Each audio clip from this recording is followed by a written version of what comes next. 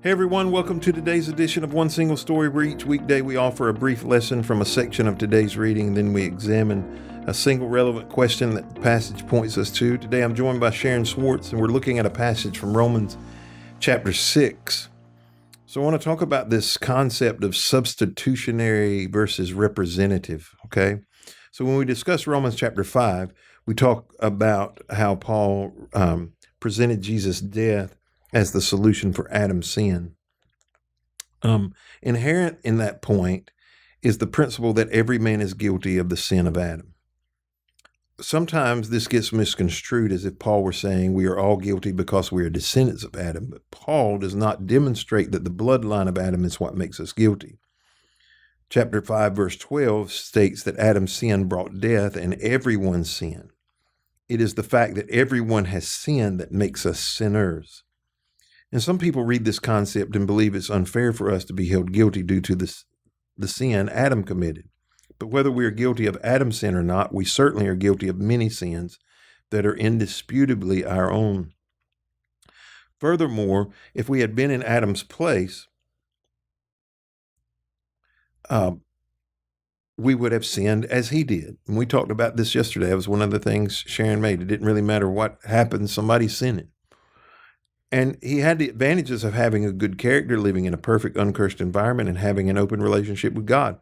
If he did not resist sin under those conditions, how can we assume that we would resist sin in the world today? So similarly, people often misunderstand the principle that Christians talk about when we speak of Jesus dying in the place of the sinner. Many people probably assume this means that Jesus died as a substitute for the sinner.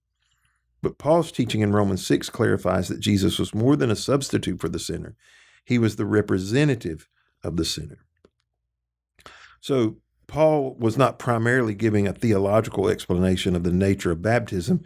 He is simply contesting the charge that being justified by faith logically encourages sin.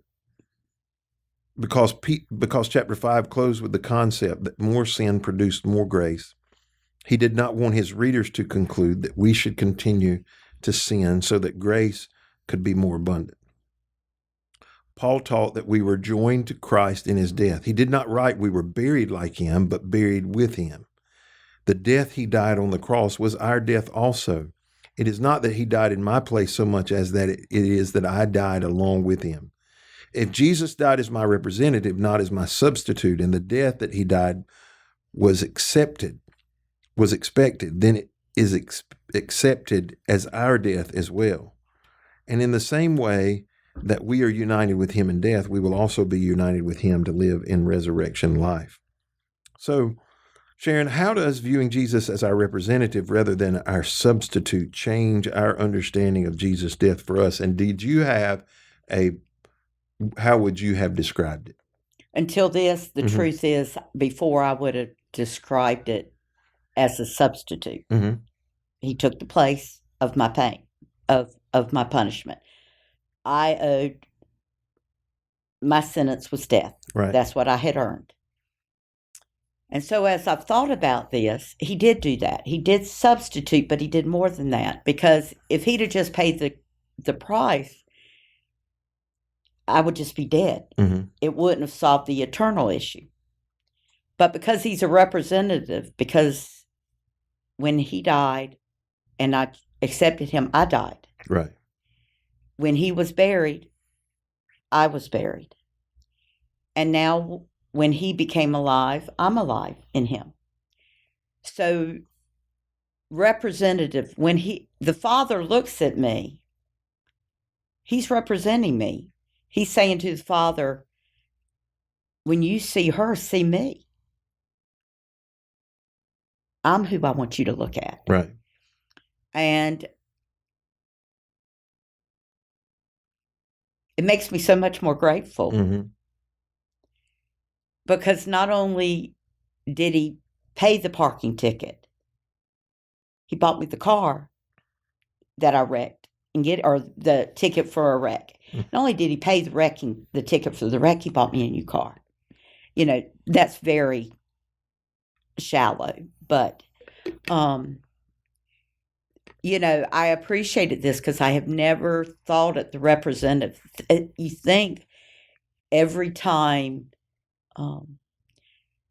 Satan goes to the Father and say, let's mess with Sharon. I'm sure he looks at Jesus and says, well, tell me what you think. Because he's my representative. Right. He's taking my place. He's not looking at you. That's right. He's not looking at me. He's looking at him. And I love that. I love that he doesn't just have my back. He has my front. Mm-hmm. He's standing between me and the Father Mm-hmm. and saying to God, the Father, who's holy, look at me.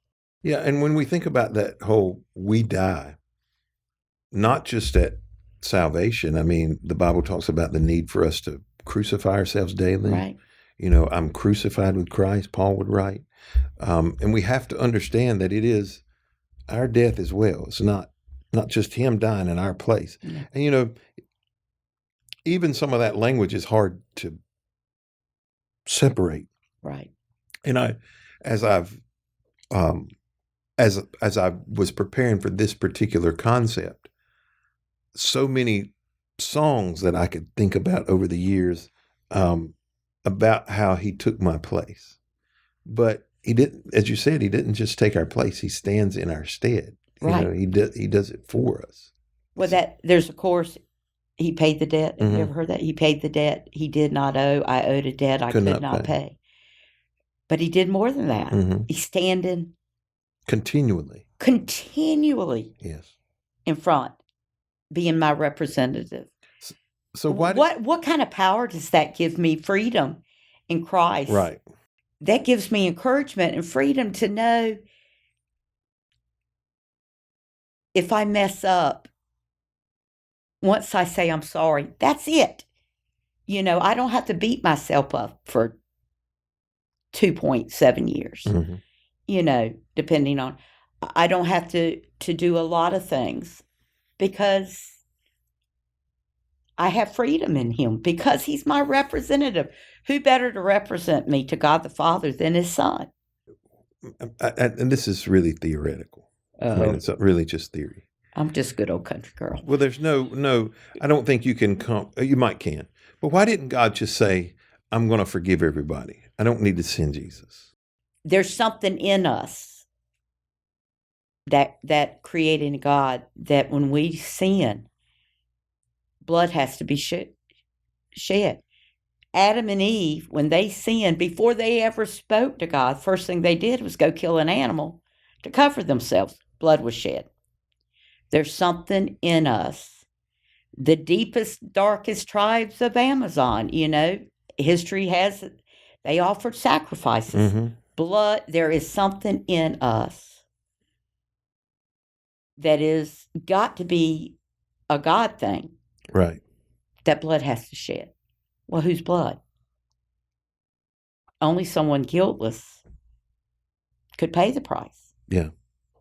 Or they would be paying their own price. Do I believe he could have the answer as God? I believe he could have. Yeah, I think God can do anything he wants. But the chosen picture that he chose to use was the picture of sacrifice. Well, and because of that for him knowing everything is why it's part of us. Mm-hmm. I think. Yeah, I would agree. Well, thank you for joining us today on this edition of One Single Story. We hope you'll be back with us tomorrow as we continue our conversation around the book of Romans.